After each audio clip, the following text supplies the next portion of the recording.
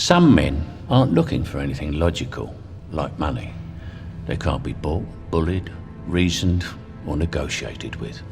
Some men just want to watch the world burn.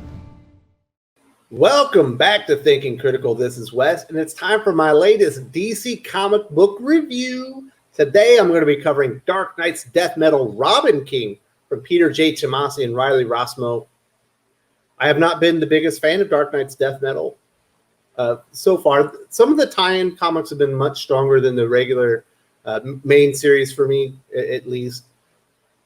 And this is probably my least favorite entry into the series that I've read so far. There's been a couple of them I haven't read yet. I didn't read them. I skipped the guidebook. I'm going to be skipping the last New God or whatever, the one that's all about the Batman Who Loves. Not a fan of that character whatsoever. And so far, Robin King has kind of reminded me of that character. That pretty obnoxious, far too overpowered, lots of plot armor, all the things that you could put into a villain that would make me dislike them is pretty much what I'm getting out of Robin King. Much in the same vein as I got with the Batman Who Loves, Batman Who Laughs, what do you want to call him? Now he's the Darkest Knight, the Shade, whatever he's supposed to be. And this is a 2.5-star comic. I don't recommend it, but there are some really interesting things that are done here by Peter J. Tomasi. And I think if they had explored those parts of it, specifically his relationship with the Batman Who Loves, another character I'm not very fond of, but that portion of this story is actually pretty good. And I'll go into the reasons why this kind of all falls apart and why I hate this character almost as much as the Batman Who Loves now after this comic book. There's also an interesting part about this is the beginning of this story should have been the first appearance of Robin King that was in another anthology book. And there's an add-on story on this. There's a secondary story at the end of this. It's like a Duke Thomas, like evil Duke Thomas story that should have been in that book. And the beginning of that book should have been in this one. This should have been just a Robin King book. I don't know why the Duke Thomas story was at the end of this one, but I guess they wanted to get the first appearance of Robin King into the earlier book, probably just to increase sales. Now, before I get into all the details of what I did like, what I didn't like about Dark Knight's death metal Robin King, I do want to say, if you haven't subscribed to the channel, subscribe, hit the bell for notifications, give me a thumbs up if you enjoy this video, and give me a thumbs down if you don't. Hopefully you do enjoy the review. Now, getting into it, I am not a big fan of Riley Rossmo's art. I think it's a little bit too over-stylized for me. I think it could work probably with some like independent art or not well-known characters. I don't still like his style with DC Comics heroes. It's a little too abstract. You're supposed to take liberties with the characters and their actions. It's supposed to be like distorted a little bit. A little bit bigger than in reality. You're supposed to take a few liberties, but he takes too many. So I'm not the biggest fan of his art style, but he does do some really cool stuff in here with the paneling. You don't see it so much in this picture right here, but you'll definitely see it on later on as I go into the review. What he does with the paneling, they're all off kilter and they're like falling in on each other. It's like kind of discombobulating. I'm pretty sure it's like representative of the mania of the character of the Robin King. And I think that was really effective, even though I don't, generally speaking, like the visuals. I like the concept of the way that he did the art and laid things out. I thought it was cool. Like it fit the character, it fits the story. And this story is nightmare fuel, and his visuals absolutely fit that as well. So if you like Riley Rossmo's art, you're gonna love this. This is probably the best illustrated comic I've seen of his. His style just isn't for me. It's a little overly stylized, but those are just my general feelings on the art. So what's interesting in this is we finally do get some purpose for the character of the Robin King, as far as why is he the way he is, why does he do what he does, and we also get some conflict between him and the Batman Who Loves, which I'll get here to in a bit. But here, this kind of lays it out, and this is also a lot of the problem with it.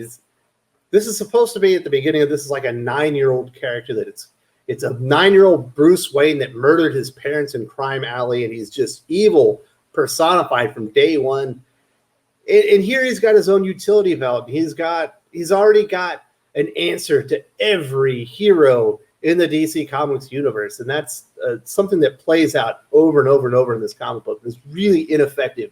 It's just plot armor. It makes the character insufferable because, I'll get to that part. But we do get some motivation. Essentially, the reason that the Robin King is motivated and the reason that he does things, or he does what he does, is because he wants to inspire the children of his world within the Dark Multiverse to look to him and rise up against adults, because adults are the ones that are kind of bringing them all down and the ones that are kind of ruining their fun kind of thing. So it is an interesting premise for the character.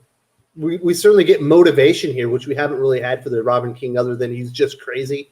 We do get a purpose for the character, and I think that is relatively effective. I think Peter J. Tomasi does a good job with that. But the real problem is this takes part kind of in two different places. There's a part of this story that takes place right after the events of Dark Knight's Death Metal #4, where the heroes have returned from the Crisis universes with the one Alfred box with the Crisis energy so they can power up Wally West. And it turns out that they'd actually powered up the Batman Who Lost. He pulled a fast one on him, and he tricked him. And now they powered him up, and he's probably powerful enough to take on Perpetua. So there's one part that takes place there, but then there's the backstory, which is this. And so after he becomes the Robin King, he just starts taking out all these heroes. You go over there on the left, he's taking out Firestorm, and in brutal fashion. Here in the middle, he just takes out Hawkman and Hawkgirl very easily. He has a spear that he's already planted that's got kryptonite and nth metal, and he throws it through both of their hearts and kills them. And he takes out Adam Strange, by basically using the Zeta beam, and he reverses it to make it an Aztez beam, and disintegrates him and takes his jetpack. It's like, okay, he's kicking everybody's ass. And this doesn't happen over 3 pages. This is like 8 pages of just the Robin King kicking all these established heroes' asses. And there's a couple more in there. And he's just like annihilating them. Annihilating them. There's no tension. There's nothing interesting happening here. I guess it lets you think, how is he going to kill this hero? What's the magic trick within his utility belt? Because he never have to do anything. He's just always got a deus ex machina of a utility belt.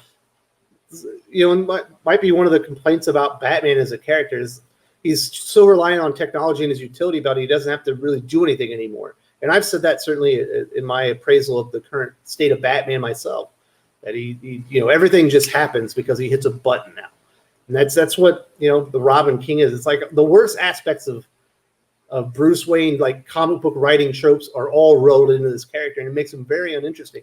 So when he finally we finally catch up to the main timeline, and he discovers that the Trinity are down, and there's 3 characters that come in to stop. It's going to be Animal Man, the Red Tornado, and Blue Beetle.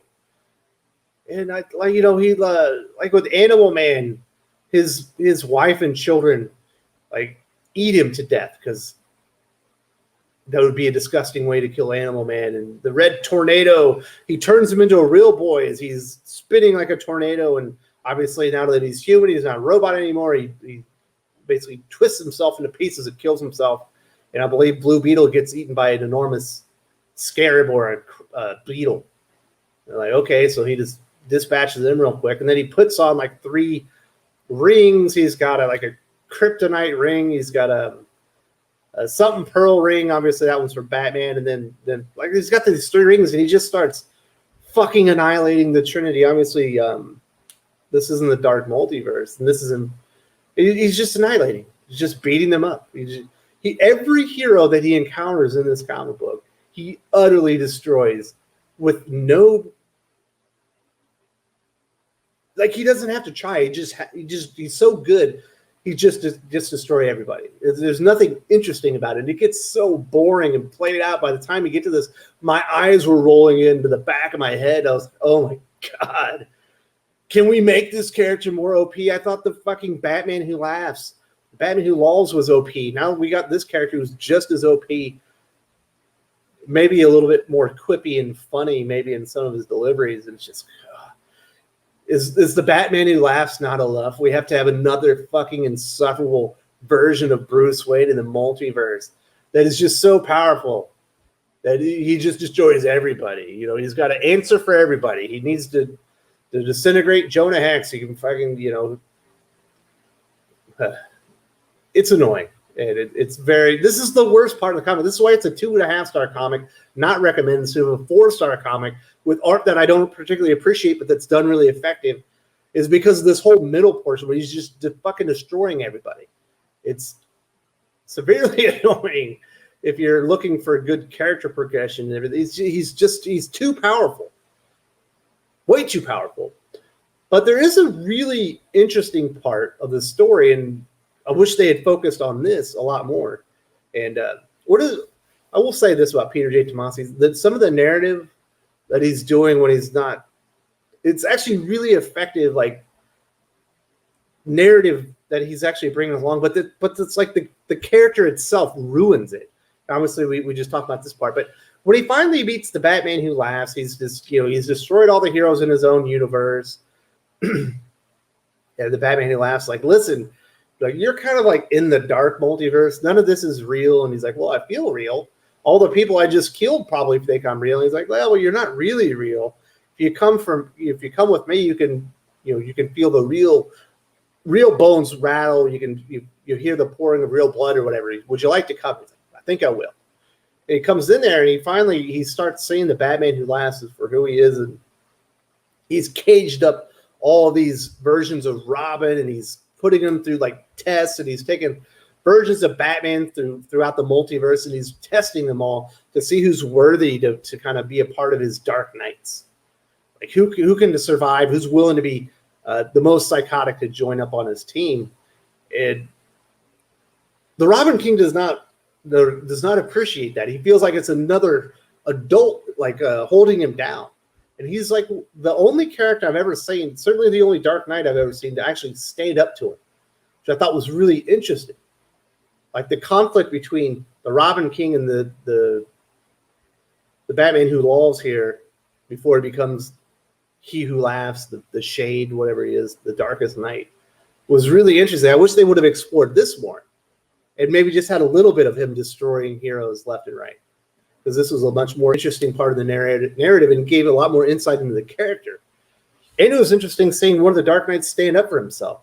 So when that happens, he's going to put him in this cage, and he's going to put him in this juice to turn him into one of his goblins, those little Robin goblins. Roblins? Maybe. Are they Roblins? Maybe they are.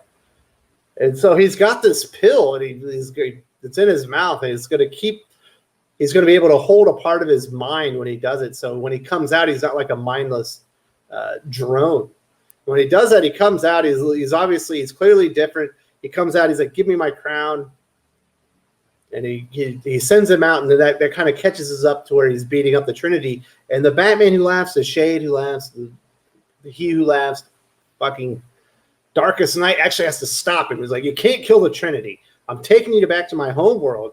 You have to see something. But apparently when he took that pill and he was in this goop that he uses to make all the Roblins, whatever you want to call them, like a piece of that was left inside, and all the Robins on the Batman Who Laughs original home planet worship him like a king, and that is why he is the Robin King.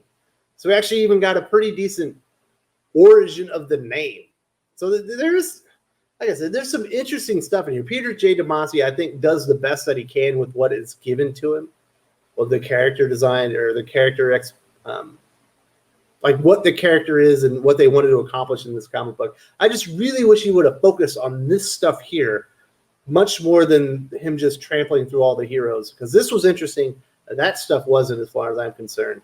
That really dragged the story down. And the character is so OP, so much plot armor, just destroying everybody, that he becomes just as insufferable as the Batman Who Lolls, the character that I absolutely hate. So do I hate the Robin King as much as the Batman Who Lolls?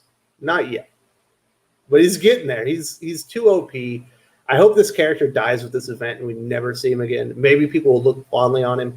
I have a very sneaking suspicion that this will be the character that comes out, the flagship character out of Dark Knight's Death Metal that is played out way too much within the pages of DC Comics. And whatever is the future of DC is, starting in March moving forward, which I'm certain will be cloaked in darkness and will be the darkest, DC universe we've ever seen. I don't think this Dark Knight's Death Metal is the end of the Dark Multiverse and the stupid source wall and all this crap that's really been plaguing DC Comics, in my opinion. But there's some good stuff in here. Like I said, I don't personally like Riley Rossmo's style, but what he's did with the paneling and stuff, this is nightmare fuel of a comic book. The paneling is very discombobulating. It feels like it's like you're in the Robin King's deranged mind, and that was really effective. Peter J. Tomasi does give an interesting origin for the character, or motivation for the character. Cool tension and conflict between the character and the Batman Who Laughs. And a good name for the reason for the name, but there's just the middle portion is just him annihilating heroes left and right, and with complete ease. He never has to do anything because he's got so many. That utility belt just ruins the character. He's way too powerful. But I don't know. What do you guys think? What do you think of the Robin King? Were you excited for this? Was this a home run in your opinion? Are you enjoying Dark Knight's Death Metal more than me? I imagine most people are. I'd